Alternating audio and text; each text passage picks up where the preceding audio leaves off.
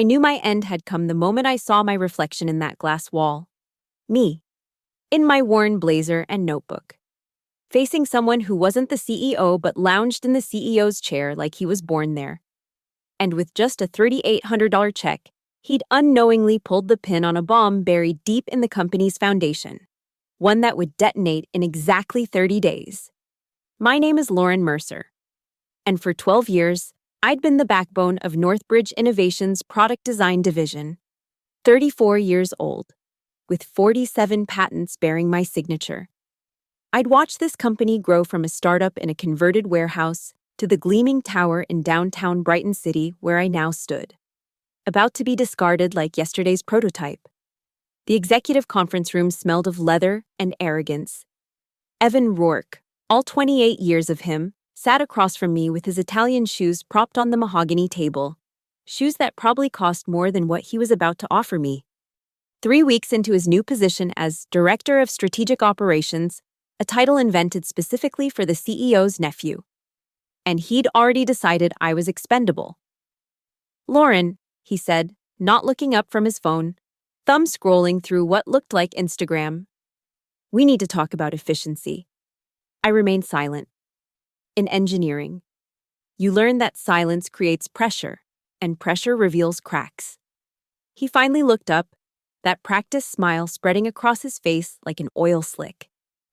"The board's been reviewing our overhead. You're pulling down, what, 98,000 a year?"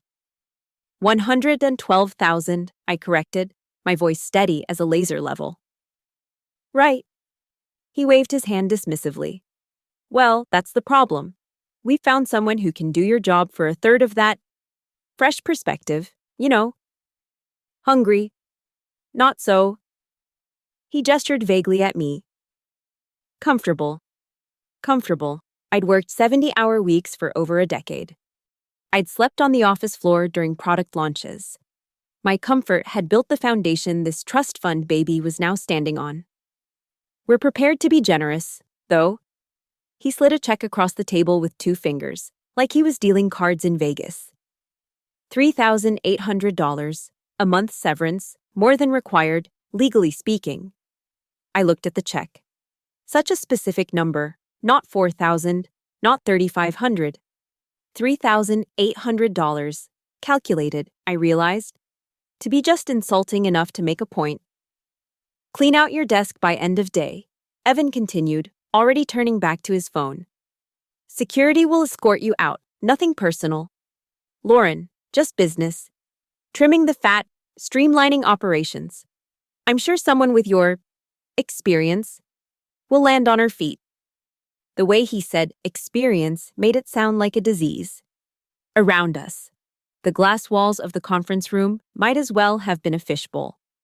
I could see my colleagues pretending not to watch, their heads down, suddenly fascinated by their screens. Jennifer from marketing caught my eye for a split second before looking away. Tom from engineering studied his coffee cup like it contained the secrets of the universe. They all knew.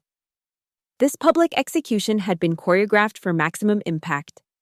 "Is that all?" I asked, picking up the check, folding it once, twice, sliding it into my blazer pocket. Evan smirked. "Unless you want to make a scene. But that wouldn't be very professional, would it? Wouldn't want to burn bridges." He stood, straightening his suit jacket. "Armani, of course." "Oh. And Lauren? Your company laptop, keycard, parking pass. Leave them with security.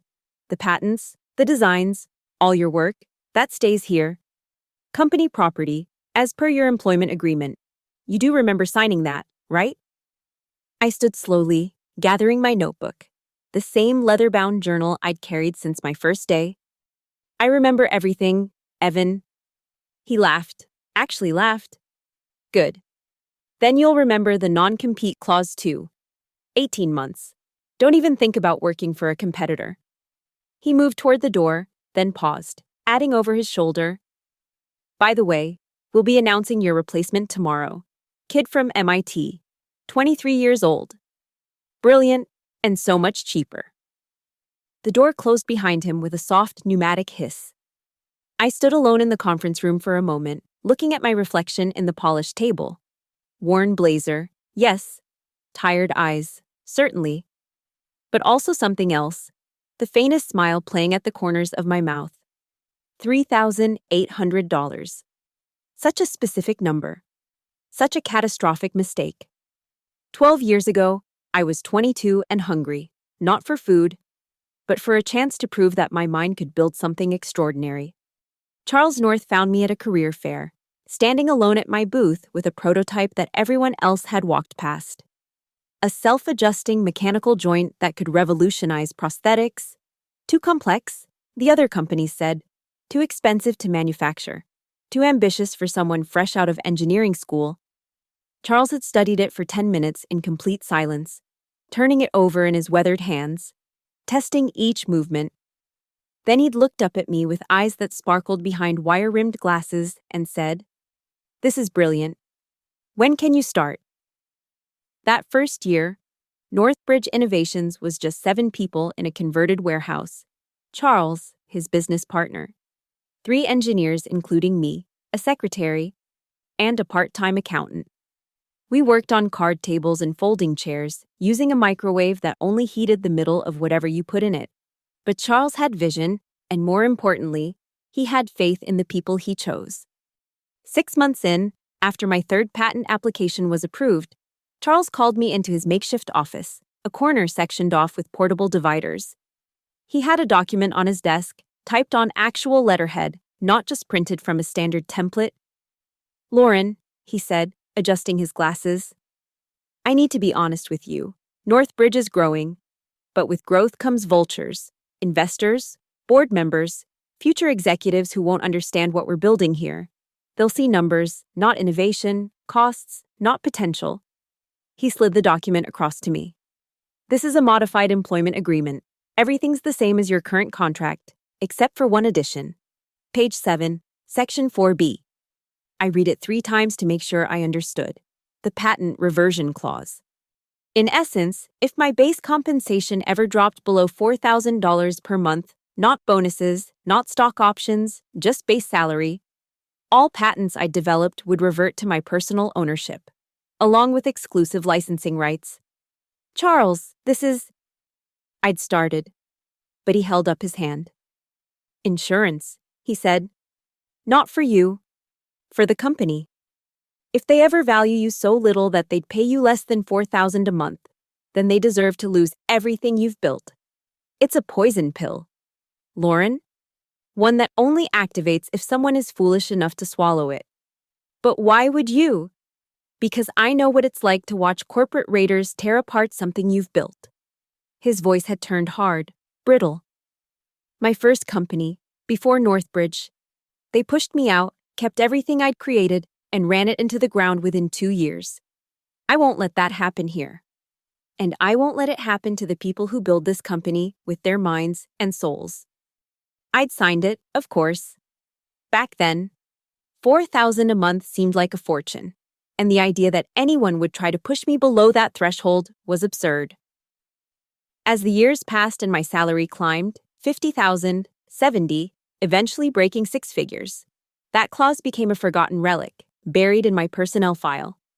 Charles retired 5 years ago, bought out by the board during the second major expansion. He'd fought it, but the investors had the votes. I remembered his last day, how he'd stopped by my office, my real office by then, with walls and a door and a window overlooking the city. "Remember our agreement," he'd said quietly, placing his hand on my shoulder. "Not the paper one, the real one. The promise that talent and dedication would always be valued here." I'd nodded, not really understanding what he meant. Now, sitting in my apartment, holding that folded check for $3,800, I understood perfectly. Charles hadn't just given me a poison pill. He'd handed me a loaded gun and trusted me to know when to pull the trigger. I pulled out my laptop, my personal one, not the company machine I'd surrendered to security, and opened the scanned copy of my employment agreement I'd wisely kept. There it was, page 7, section 4B, in beautiful, binding legalese. My phone buzzed. A text from Jennifer in marketing. "I'm so sorry about what happened. Evan's already bragging about cutting departmental costs by 30%. Says the board loves him for it. $3,800. Below the 4,000 threshold by exactly $200. Just enough to be insulting, not enough for Evan to think it mattered. I opened my email and typed a simple message to Michael Trent, the intellectual property lawyer who'd helped me file my first patent all those years ago. Mike, I need you to review an old employment clause. I believe it just became very, very relevant. His response came within minutes. Free tomorrow at 2. I smiled, that same faint smile from the conference room. Charles North had been many things: inventor, entrepreneur, mentor. But above all, he'd been a man who understood that sometimes the best revenge isn't served cold. Sometimes it's served with perfect legal precision. The security guard, Marcus, walked beside me in uncomfortable silence. We'd exchanged morning greetings for 8 years, talked about his daughter's college applications, his wife's battle with cancer. Now he couldn't meet my eyes. "I'm sorry, Ms. Mercer," he finally said as we reached my office. "This isn't right." "It's fine, Marcus." I pulled out a cardboard box from the supply closet. How cinematic, how perfectly degrading. "Just doing your job." My office was a testament to 12 years of innovation. The walls held framed patent certificates, photos from product launches, a whiteboard still covered with equations from yesterday's design review. Yesterday, when I still mattered, I packed methodically. Personal items only, they'd said. The ceramic mug my team gave me when we hit our first million in sales. A photo from the company's 5th anniversary. Charles North's arm around my shoulder, both of us grinning beside our first major product line. My leather journal, its pages filled with ideas that had become reality. Through the glass wall, I watched the office continue its daily rhythm. Some people glanced over, then quickly away. Others kept their heads down, fingers clicking on keyboards with suspicious intensity. The news had spread like spilled coffee, staining everything it touched. 15 minutes, Marcus said apologetically. I nodded, continuing to pack. My hands moved steadily, but my mind was elsewhere, calculating. 47 patents total. 38 still active and profitable. The modular housing system for our flagship product line, mine. The heat dissipation technology that prevented competitor lawsuits, mine. The ergonomic interface that had won 3 industry awards, mine. All company property, Evan had said. Had he even read my employment agreement? Of course not. Why would he? I was just another line item to be optimized, another cost to be cut. A knock on my door. Tom Bradley stood there, his face flushed with what looked like anger or shame. Maybe both. "Lauren, this is bullshit," he said, loud enough for nearby cubicles to hear. "You designed half our product line. Hell, you are our product line." "Tom," I warned quietly, "don't." "No, someone needs to say it. That kid, Evan, he doesn't know what he's doing. 3 weeks here and he's dismantling everything." Tom's voice dropped. "He told Jim in accounting that he's just getting started. Plans to cut another 20% by quarter's end." "Then you'd better keep your head down," I said, taping the box closed. "And Tom? Make copies of everything. Personal backups. Trust me on this." He frowned, confused, but nodded. As I lifted the box, I saw Evan standing by the elevator banks, holding court with several junior executives. His voice carried clearly across the open floor plan. "It's about thinking lean, staying agile," he was saying. "Some people get comfortable, stop innovating, they become dead weight. That's why Silicon Valley replaces instead of retrains. Fresh blood, fresh ideas." One of the juniors, ambitious little Ashley from business development, laughed too loudly. "So true. Experience is overrated if it just means doing things the old way." I walked past them, box in arms, head high. Evan's eyes met mine, and he had the audacity to wink. Actually wink, like we were sharing some private joke. "Lauren," he called out, performance voice engaged. "No hard feelings, right? It's just business. I'm sure you understand." Cost-benefit analysis and all that. I stopped, turned slightly. The entire floor seemed to hold its breath. I understand perfectly, I said, my voice carrying the kind of clarity that comes from absolute certainty. Every action has a reaction. Every decision has consequences. That's not business, Evan. That's physics. His smile flickered, just for a moment. Is that supposed to be a threat? A threat? I shifted the box in my arms. No. Threats are what people make when they're desperate. I'm simply stating a natural law. You should have paid attention in science class. I turned back to the elevator. Marcus pressed the button for me, his expression carefully neutral. As the doors began to close, I heard Evan laugh, forced and hollow. See? This is why we need fresh perspectives. Too much time here makes people dramatic.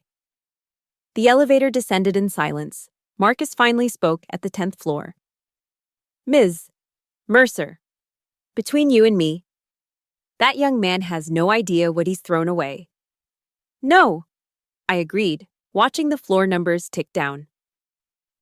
But he will. In the lobby, Marcus walked me all the way to the exit. At the revolving door, he held out his hand. It's been an honor, Ms. Mercer. This place won't be the same without you. I shook his hand, then pushed through the door into the afternoon sun. The North Bridge Tower loomed behind me, all glass and steel and misplaced confidence. Through the lobby windows, I could see employees moving about their day, already forgetting the woman who'd helped build their empire. $3,800. In 30 days, they'd remember everything. Michael Trent's office hadn't changed in 12 years. Same brown leather chairs, same oak desk, same view of Brighton City's financial district. Even the coffee maker in the corner was the same ancient model that gurgled like it was drowning. But Michael himself had evolved from a hungry young lawyer to one of the city's premier intellectual property attorneys, with silver now threading through his temples and clients who paid in 6 figures just for consultations. He didn't charge me a dime for this meeting. Lauren, he said, reading the employment agreement for the 3rd time, his expression shifting from professional interest to barely contained excitement. Do you understand what you have here? A contractual clause that triggers under specific conditions, I replied, accepting the coffee he offered. Still terrible, still weirdly comforting. No. He set down the document and removed his reading glasses. You have a nuclear weapon. And they just gave you the launch codes. He pulled up my patent portfolio on his computer, cross-referencing each one with Northbridge's current product catalog. His fingers flew across the keyboard with the energy of someone half his age. The modular housing system, that's yours. The heat dissipation technology, yours. The ergonomic interface, the pressure-sensitive adjustment mechanism, the automated calibration system. He turned the monitor toward me. Lauren, 38 of your 47 patents are still active. Northbridge's entire product line depends on at least a dozen of them. Without licensing rights, they can't manufacture, they can't sell, they can't even advertise products containing your technology. I know, I said quietly. And this severance check? He held up a photocopy I'd made. $3,800. That's your base monthly compensation? As of today, below the 4,000 threshold explicitly stated in Section 4B, he leaned back, a wolf's grin spreading across his face. It's airtight. Charles North was a paranoid genius. This language is perfect. No ambiguity, no loopholes. The moment your compensation dropped below that threshold, ownership reverted. Automatically. No action required on your part. So what happens now? Michael opened a fresh legal pad, his pen poised. Now we prepare the notification. But Lauren, timing is everything. We could notify them immediately. Shut down their operations tomorrow. Or we wait. I finished. Let them get comfortable. Let Evan boast about his cost-cutting triumph. Exactly.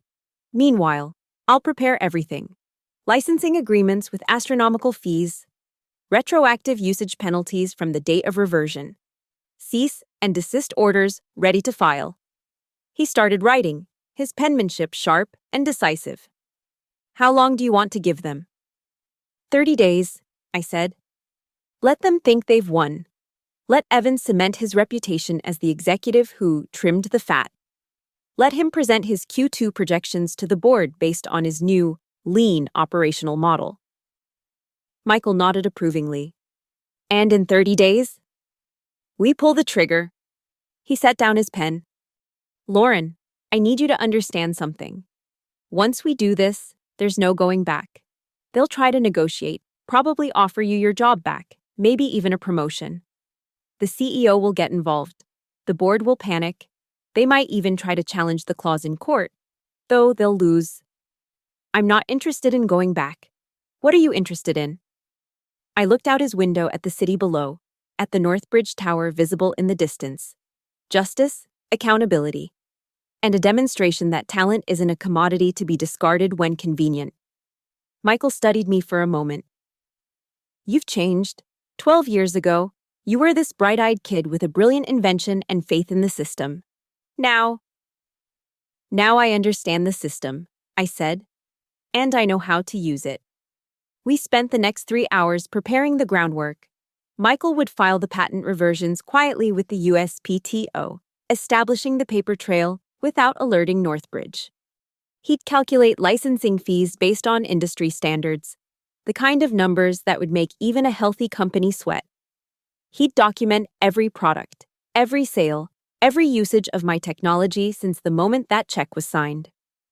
"One more thing," he said as I prepared to leave. "The clause includes all improvements and derivatives of your original patents. Do you know what that means?" I nodded.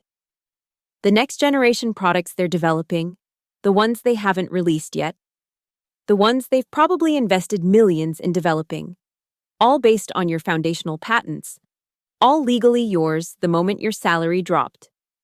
He handed me a business card. "My direct cell. Don't communicate with Northbridge at all, not even casual exchanges with former colleagues. Everything goes through me now." Understood. At the door, Michael called out one last time. "Lauren, Charles North would be proud. He always said you were the smartest person he ever hired." Turns out he was right. I left his office as the sun was setting, painting the city in shades of gold and amber. My phone had 17 missed calls from former colleagues, 23 text messages, and 41 emails.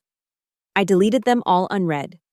For the next 30 days, I would be a ghost, silent, invisible, patient, and then I would show Evan Rourke what happens when you value someone at exactly $3,800. The first week, I maintained absolute radio silence. Former colleagues who spotted me at the grocery store received polite nods, nothing more. When Jennifer from marketing accidentally ran into me at my usual coffee shop, I switched to a different one across town.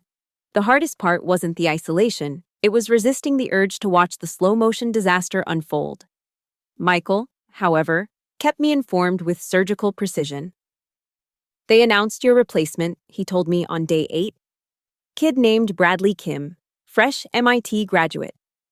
They're paying him $36,000 a year." I almost laughed. They'd replaced a $112,000 engineer with someone making a third of that. Evan's cost-cutting triumph was complete. By week 2, Michael had compiled everything. The documentation was beautiful in its thoroughness. A leather-bound folder containing every patent reversion, every product specification, every single instance where Northbridge had used my technology since the moment Evan handed me that check.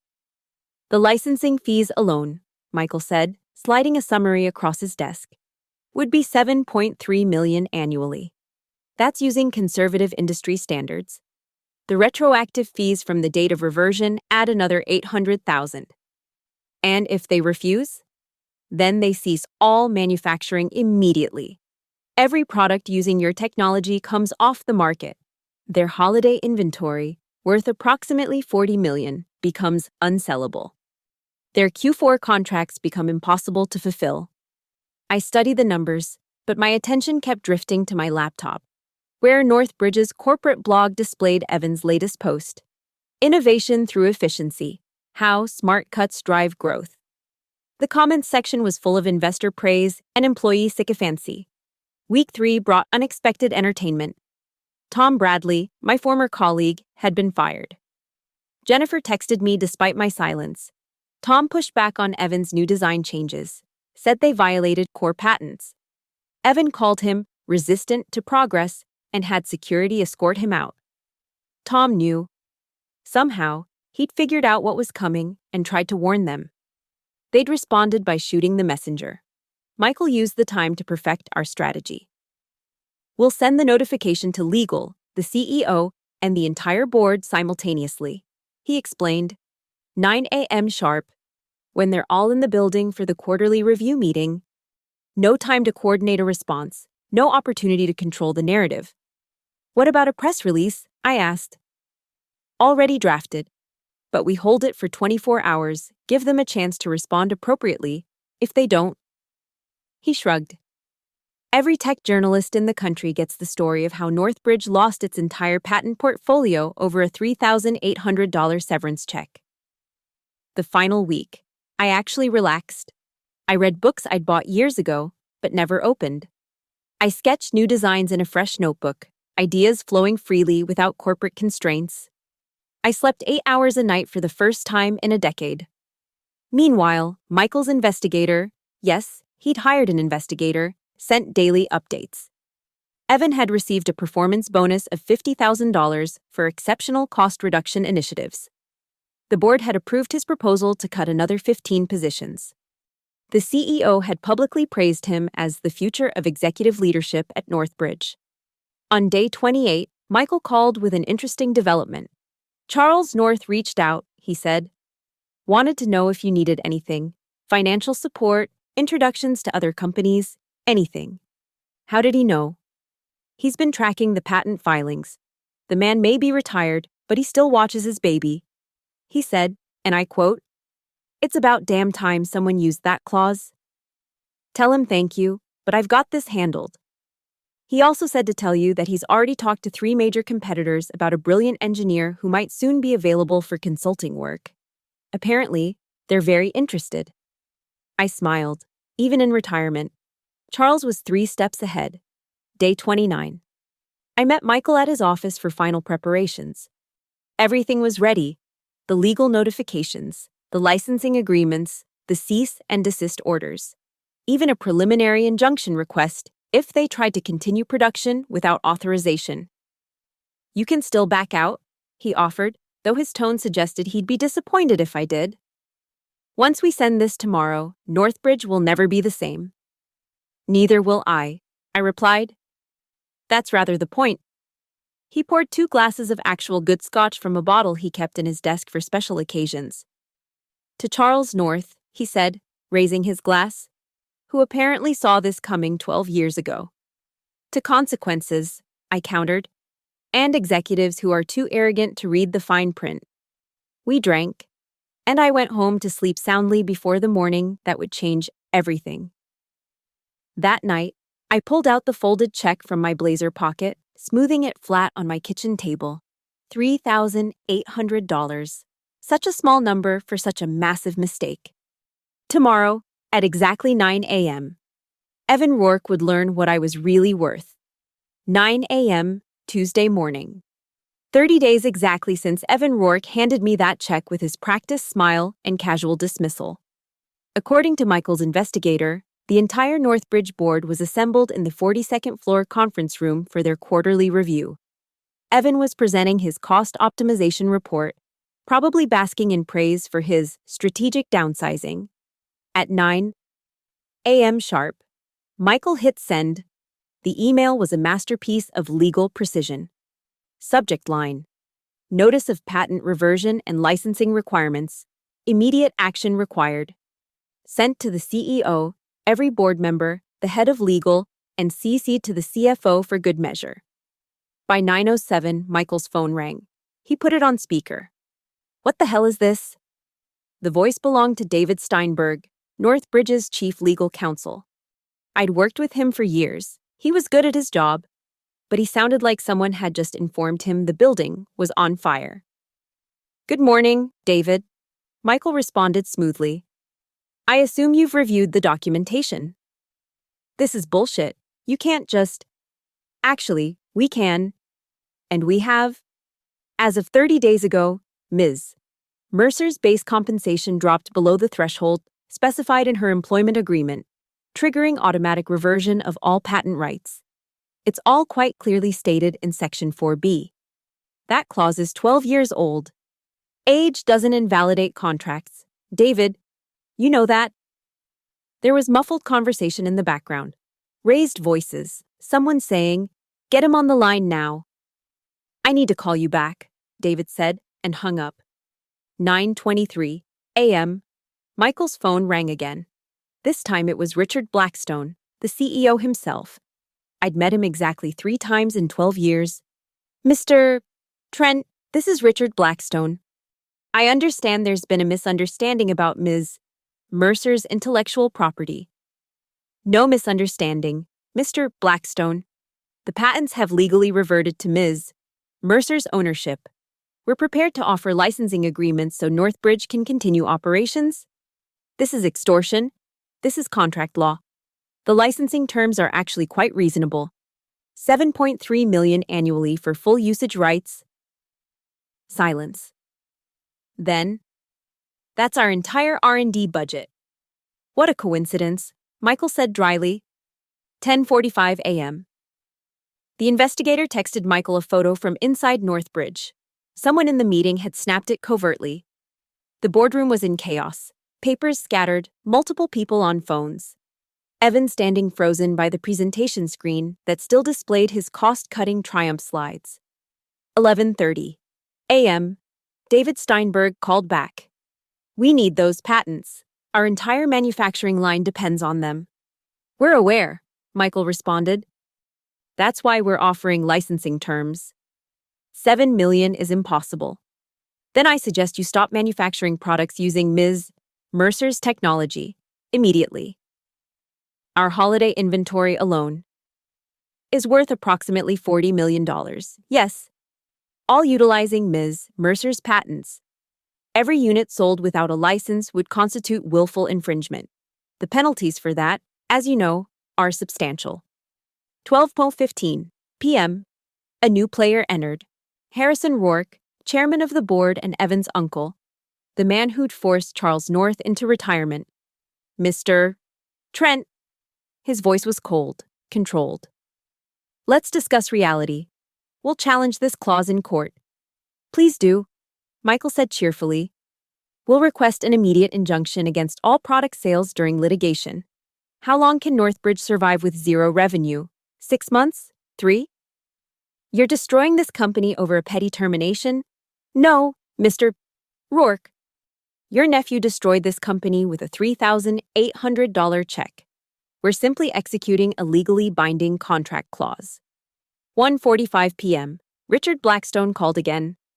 "We'd like to meet, in person, this afternoon." Michael looked at me. I nodded.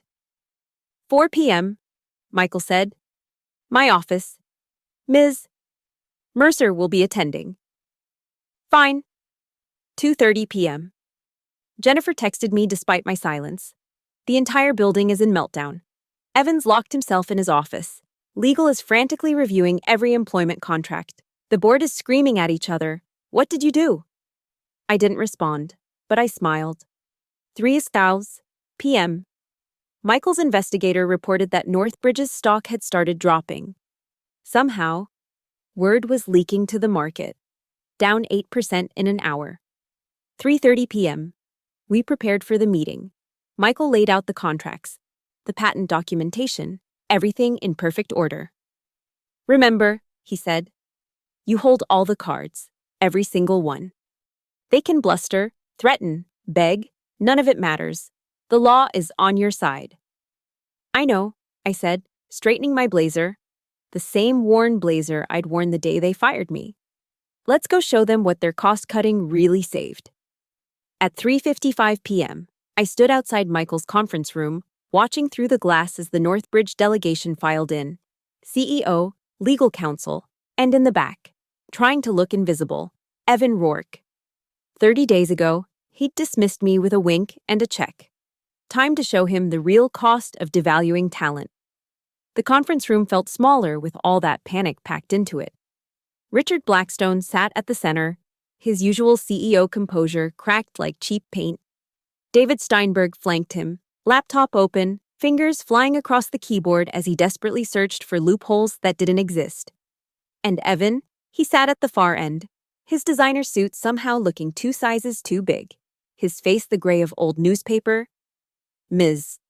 Mercer, Blackstone began, forcing a smile that looked like it hurt. I think we've gotten off on the wrong foot here. I sat down slowly, deliberately, saying nothing. Michael had coached me well. Let them fill the silence with their desperation. This clause, Blackstone continued. Surely it was never meant to be used like this. Charles North intended it as a protection, not a weapon. Protection from what? I asked. My first words to any of them in 30 days. From unfair treatment. Being terminated and having my 12 years of work valued at $3,800. Would you consider that fair treatment, Mr. Blackstone? His jaw tightened. That was a miscommunication. Evan acted without full board approval. From the end of the table, Evan's head snapped up. Uncle Richard said. He stopped abruptly as Blackstone's glare hit him like a physical blow. Regardless, David interjected, we need to find a solution. The company can't function without these patents. I'm aware, I said. I designed the products, remember? What do you want? Blackstone asked bluntly. Your job back, a promotion, name your price. Michael slid the licensing agreement across the table. $7.3 million annually. Terms are non-negotiable. David scanned it rapidly. These restrictions, we couldn't modify the products, couldn't develop derivatives without additional licensing? Correct. Ms. Mercer maintains full control over her intellectual property. This is impossible, Blackstone said. You're asking us to pay millions for what we've already built. No, I corrected. You built it using my patents. Without permission, as of 30 days ago. Every unit in your warehouse, every product sold since then, constitutes infringement. We could sue, David said weakly. Please do. Michael responded. Discovery would be fascinating. We'd subpoena all communications around Ms. Mercer's termination. I imagine Evan's emails about trimming the fat would play well in court. Evan sank lower in his chair. Blackstone tried another approach.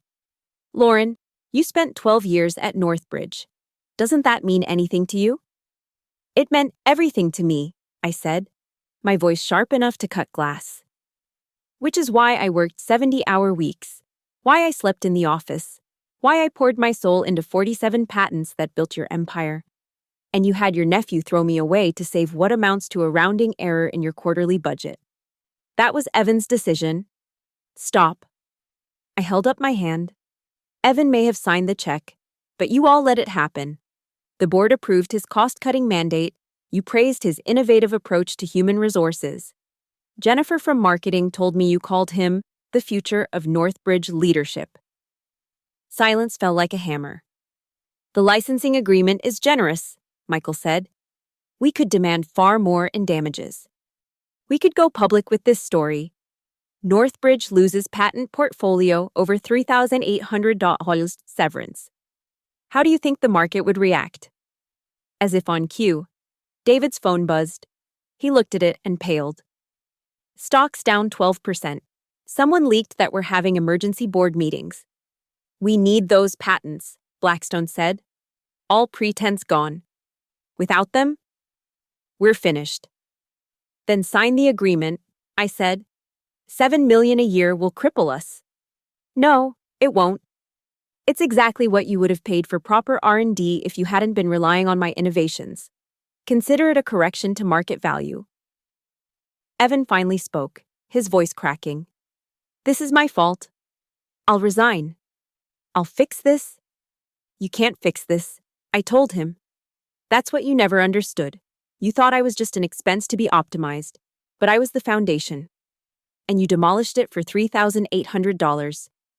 Blackstone looked between the agreement and my face, searching for mercy that wasn't there. If we sign this, you control our entire product line. Yes, you could shut us down at any time. I could, but I won't, as long as you meet the terms. How can we trust you? I laughed. Actually laughed. You're asking me about trust? You had my trust for 12 years. I'm offering you a business arrangement. Take it or watch your company implode by market close.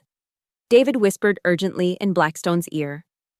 The CEO's face cycled through resignation, anger, and finally defeat. We need to call an emergency board meeting, he said. You have 1 hour, Michael informed them. After that, we go public with the patent reversions and begin filing injunctions. They filed out, Evan last. He stopped at the door, turned back. Lauren, don't, I said. Just don't. He left, and I sat in the silence with Michael, watching the city lights begin to flicker on as afternoon faded to evening. Somewhere in the North Bridge Tower, a board was deciding whether to accept my terms or commit corporate suicide. They'll sign, Michael said confidently. I knew he was right. They had no choice. The claws Charles North had planted 12 years ago had bloomed into their destruction, watered by their own arrogance and a check for $3,800. 53 minutes later, they returned. Blackstone moved like a man walking to his own execution. David carried the signed agreements. Evan wasn't with them. I learned later he'd been escorted from the building by his own uncle. His 3-week tenure as director of strategic operations ending in spectacular disgrace. We'll sign, Blackstone said without preamble, but we have conditions. You're not in a position to negotiate conditions, Michael reminded him. Not negotiate, request. Blackstone's pride was gone now, replaced by the hollow pragmatism of survival. First, a press embargo for 48 hours. Let us control the announcement. Minimize market panic. I nodded. Acceptable. Second, you'll provide technical consultation during the transition period. Paid, of course, separate from the licensing agreement. $150 per hour, I said. Minimum 20 hours per month. He winced, but nodded. Third, and here his voice dropped. What happened with Evan stays internal. No public discussion of the specific amount of the severance. Fine. But every piece of marketing material, every investor deck, every product package will display core technology licensed from Lauren Mercer, sole patent owner. The words hit him like physical blows. Sole patent owner. Every time they pitched a product, sold a unit, or presented to investors, my name would be there. A permanent reminder of their $3,800 mistake. Agreed, he whispered. David slid the agreements across the table. 7 separate documents, each one meticulously detailed. The master licensing agreement, the retroactive usage reconciliation, the consultation contract, the trademark attribution requirements, page after page of consequences, all stemming from that single moment of arrogance in a conference room 30 days ago. Blackstone signed each one with the mechanical precision of defeat. His signature, once bold and commanding on billion-dollar deals, looked small and shaky on these papers. The first payment, Michael noted, is due within 5 business days, $8.1 million, including retroactive fees. It'll be transferred, David confirmed. They stood to leave, but Blackstone paused at the door. Ms. Mercer, you should know, the board has asked me to inform you that your position remains open, should you wish to return. With a substantial raise, of course. How substantial? $200,000 plus equity. I smiled. That same faint smile from 30 days ago. No. $300,000? Mr. Blackstone, you still don't understand. I don't want to work for Northbridge. I own the foundation it's built on, every quarter. You'll write me a check that dwarfs what you thought I was worth. Every product you sell will bear my name. I'll consult when I choose, create what I want, and never again sit in a conference room while someone like Evan decides my value. He left without another word. Michael poured 2 glasses of champagne he'd been saving. To patent reversion clauses and arrogant executives who can't read. To Charles North, I countered, who saw this coming before anyone else. We drank, and I signed my own copies of the agreements. My signature was steady, confident, the signature of someone who knew exactly what they were worth. Later that evening, I stood in my apartment, looking out at the city lights. The North Bridge Tower gleamed in the distance, its logo bright against the night sky. Inside, they were probably still scrambling, still calculating how to absorb the cost of their hubris. 8.1 million immediately. 7.3 million every year after. Plus consultation fees. Plus the immeasurable cost of having to admit on every single product that they depended on someone they'd valued at $3,800. My phone buzzed with a message from Charles North. Saw the USPTO filings. Dinner Thursday to celebrate. My treat. Though I suspect you can afford your own now. I texted back, dinner sounds perfect. Another message, this one from Tom Bradley. Heard Evan got escorted out. Also heard every product package will have your name on it. Please tell me that's true. Every single one, I replied. The check was still in my pocket, that $3,800 check that had changed everything. I pulled it out one last time, studying Evan's signature, remembering his wink, his casual dismissal, his absolute certainty that I was disposable. I lit a candle on my kitchen table, held the check over the flame, and watched it burn. The smoke curled up toward the ceiling, carrying with it the last remnant of my life as an undervalued employee. Tomorrow, the news would break. Northbridge stock would tumble. Evan Rourke would become a cautionary tale whispered in business schools. And every ambitious executive would learn to read every clause, value every employee, and never, ever assume that talent can be bought for $3,800. The flames consumed the last of the check, leaving nothing but ash and the faint smell of justice served at exactly the right temperature, cold, precise, and perfectly legal. I closed my eyes and smiled. Not the faint smile of 30 days ago, but a real smile. The smile of someone who had won completely, utterly, and with surgical precision, somewhere across the city. In a boardroom that had once dismissed me, my name was being etched into every product, every contract, every future they had. $3,800. They'd remember that number forever. Thank you so much for listening to this story. I'd love to know where you're listening from. Drop a comment and let's connect. If you enjoyed this tale of corporate justice, please subscribe to the channel and share your thoughts below. What would you have done in Lauren's position? Let me know in the comments.